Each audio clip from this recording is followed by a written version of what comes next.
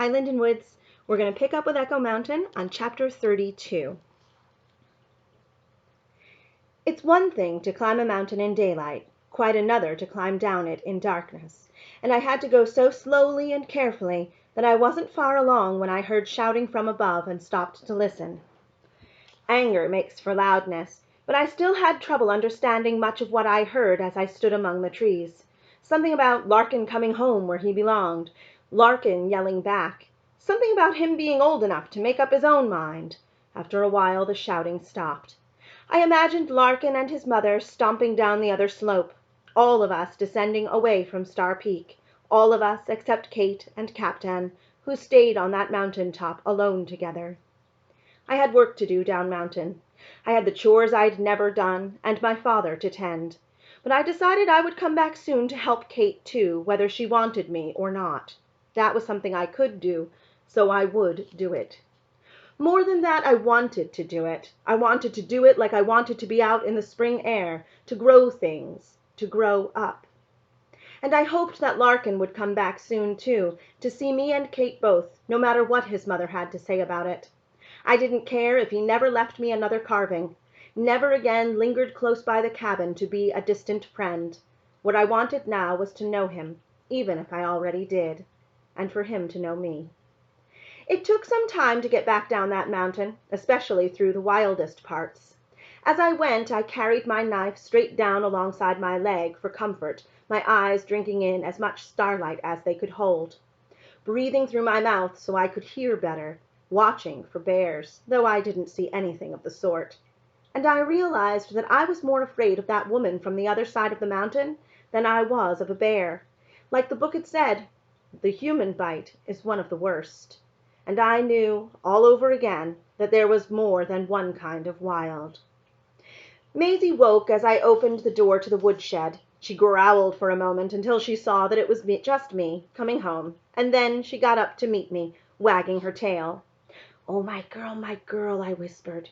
I knelt down and took her face in my hands, kissing the top of her soft head. The puppies were sleeping, but I needed quiet as much as he needed his rest. "Hello, my sweetling," I murmured as I picked him up and held him against my chest, where he settled again into sleep almost immediately.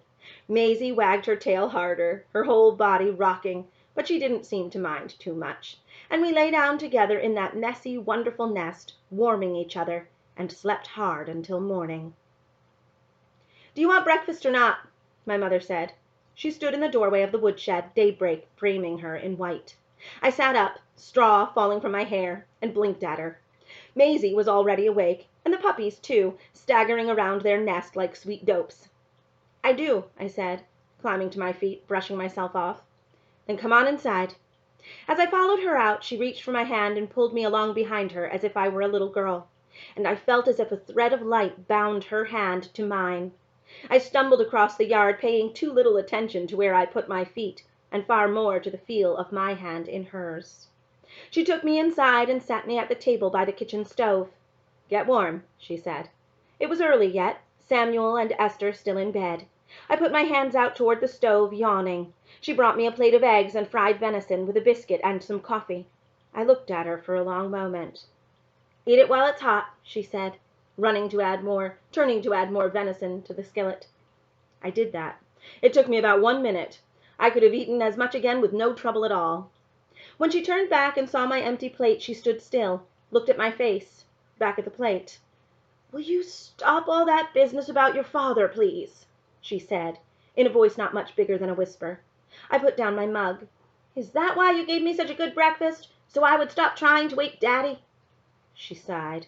"Have you ever known me to bribe my children, Ellie?" "No." "Then no.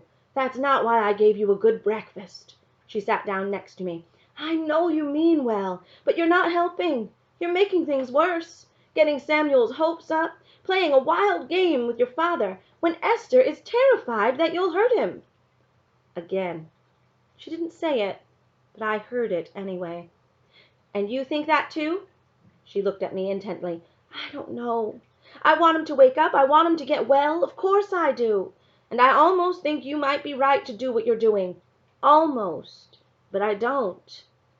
I was so sorry, I was so sad, but I had nothing to say to that except, "Doing something is more right than doing nothing."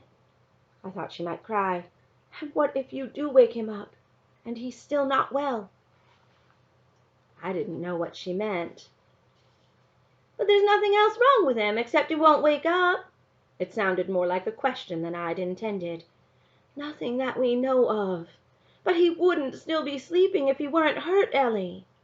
I considered what she was saying. I pictured my father, changed. I pictured him unlike the father I'd known, and my heart hurt in a brand new way. "Maybe he'll be fine," I said, and I heard in my voice another thing about hope. She nodded. "Maybe he will. But jarring him and shocking him might be the worst thing for him. Can you not see that?" I remembered what had happened when I'd fed him my brew. "He rolled his eyes," I said, realizing as I did that I would now have to tell her about the other thing I'd done. Chapter 33. My mother sat up straighter. "What do you mean?" "Yesterday," I said, though it felt like long ago. "I fed him some, I wouldn't say brew, since it made me sound like a witch, some broth, and after that his eyes rolled behind his lids." She stared at me. "I made no fresh broth until last night, and I fed it to him myself, and he didn't roll his eyes." She grew still. "What kind of broth did you feed him, Ellie?" "I made it from river water and balsam." I didn't say anything about tears or dew, all of which made me feel more separate and apart from her than ever. "And you thought it was all right to do that, without asking me first?" She was angry, but seemed sincerely curious, too. "I would never do anything to hurt him. You know that, don't you?" I was as curious as she was. It was as if we were two dogs, facing each other for the first time, trying to figure each other out. She sighed again. "Nonetheless, I want you to stop now. Do you understand me?" I did, and I didn't. "I can't," I said, my voice just as sad as hers, "and you've already punished me for anything I've done or might do." I thought about Quiet, how hard he would become, killing things to earn his keep. "You should have saved some of that for later. What's left now that could be any worse than taking Quiet away from me?" Her face stiffened, her whole body stiffened. "And if you kill your father, trying to wake him, won't that be a far worse punishment? Have you thought of that?" I hadn't for one moment thought of that. She got up from the table to turn the venison, to crack the last 2 eggs into the grease, one for Esther, one for Samuel.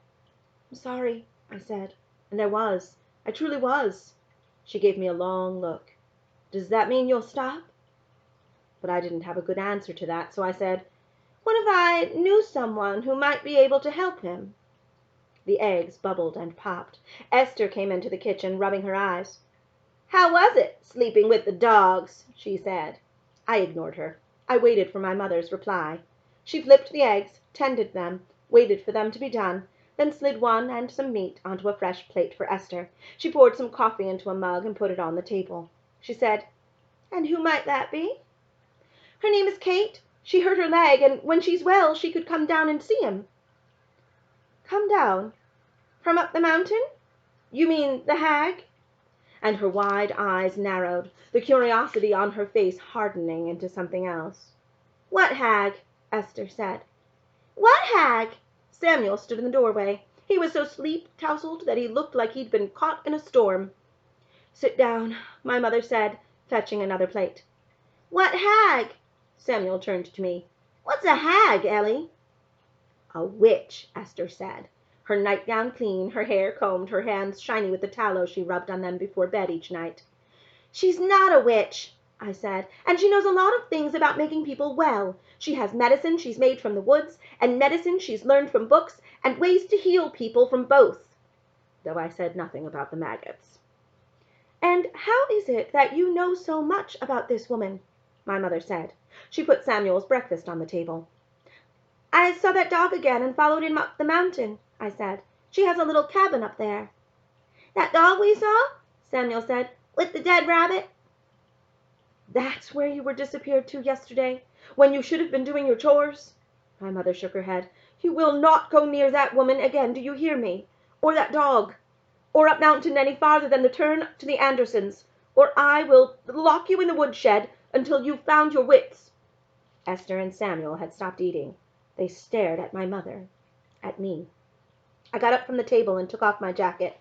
"I used my shirt sleeves to tie up a wound on her leg," I said, my voice shaking a little. "A fisher cat bit her, and the bite festered, and she's sick with fever, and a boy from the other side of the mountain helped me clean the wound and pour honey in it and make willow bark tea for her fever, and his mother came and was angry with him for being there, just like you're angry with me now, though I don't know why, because Miss Kate isn't a bad person at all, and she taught Larkin how to read, which is something you would have done too, Mother. Or you, Esther." I turned to her. "And I will go back up there to help her again, and I will bring her back down when she's well enough, and I will keep trying to wake Daddy up, because he has to get well. He has to," I said to my mother, to Esther, "or you won't either." I did not say, "and neither will I," but I thought it. For the first time, I thought it. No one said anything for a long moment. "Who's Larkin?" Samuel said. And just like that I could breathe again, and just like that the tears that had been ready to fall decided to wait. I turned to him. "The boy who helped me help Miss Kate." My mother ran her hands over her face. She came and stood in front of me, bent down a little to look into my eyes, and took me by the shoulders. "You will not go near those people again, Ellie. I need you here. I don't need you hurt too. I don't need Samuel following you into mischief. And I most certainly don't need a hag coming into my home to cast spells on your father." "I told you," Esther said, returning to her breakfast. "That's what a hag is, Samuel. A witch." "She's not," I said, shaking my head. "She's better than that doctor who did nothing at all." "Because there's nothing to be done," my mother said, letting go of my shoulders. "I brought Daddy some willow bark tea, which won't hurt him at all, not a bit." "And won't help him either, Ellie. Now, that's all I'm going to say about it, and that's all I want to hear." She handed me my jacket. "Go do your chores, and if I find out that you've been back up to see her, I don't know what I'll do." As I went out the door, I thought about all the ways my mother might punish me if I disobeyed her again, but I couldn't think of a single one that was worse than giving up on what I'd started. Chapter 34. The cows were eager to be milked, so I obliged them, soothed by the music we made in the process, the rhythm of the milk hitting the metal pail, and then the wet hush, hush of its froth building. All the while I thought about my mother and my father, Kate and Larkin, his mother, all of it building towards something, though I knew not what. I felt tangled, snarled up, caught, which made it hard to breathe, hard to think straight, hard to know where to turn next. But chores helped. They were simple, straightforward, the same every day. So I put the cows out to roam, carried the milk to the cabin, left it just inside the door, and went on with my chores. The dogs came next. I mucked out their nest of straw, laid in fresh bedding, put Maisie out into the yard for a while. The puppies cried out for her, but I said, "She'll be back soon." When I picked Quiet up, he promptly peed down my arm. "You little scamp," I said, putting him back in the straw. I took off my jacket and put it aside for washing.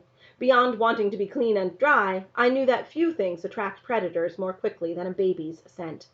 While I worked in the kitchen garden, getting it ready for seeds, loving the feel of sun on my bare arms, I imagined Kate, her face pink with fever, her legs swollen and purple, Captain by her side.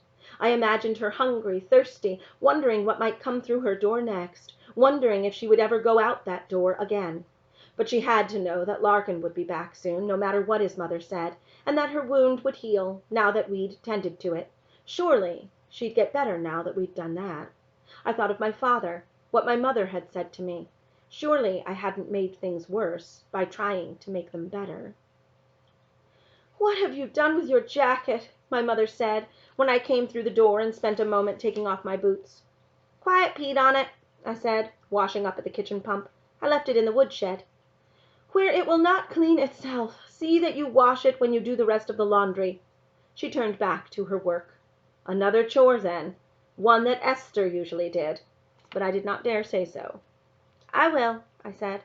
"I came in to visit Daddy, but I'll do the wash straight after that." She pulled a tray of venison jerky from the oven and slid in a fresh one. The venison had shrunk and blackened in the heat, but it would last long that way. Tough, dry, not given to rot. I thought about Kate's leg again. "Esther's in there with him now," my mother said, "and she'll be in there for as long as you are." Even the heat from the oven did not warm me as I stood there, chilled by what she'd said. "Is Esther standing guard?" My voice had too much mouse in it. "Because I fed him, and threw cold water on him, and put a snake in there with him." She scraped the hot jerky onto a rack to cool. "And who knows what else?" What else? Nothing yet, but I thought back to the other elses I'd considered.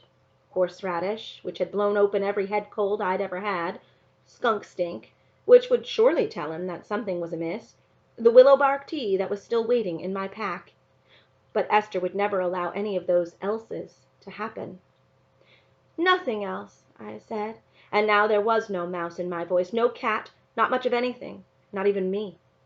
My mother must have heard that emptiness, that defeat, because she suddenly turned and pulled me into her arms, her chin resting on the top of my head, and sobbed just once. And I could feel a softness I hadn't felt for a long time. "He'll come back to us, or he won't," she whispered, "and what we'll do is wait for him." I nodded against her shoulder. She stepped back. "Go see him, then." She used her clean forearm to push strands of hair off her sweaty forehead. I left her to her work, went into my father's room, found Esther in the rocking chair alongside his bed, reading aloud from the book in her lap, found Samuel sitting on the floor in the corner by the window, playing with a wooden top, setting it on its pointed foot, pulling the string to send it into a wobbly spin. He looked up at me, said, "Hi, Ellie," slid under the bed to fetch his toy. While I stood in the doorway, barely breathing, and looked at my father's thin, pale face. And he looked calmly back at me.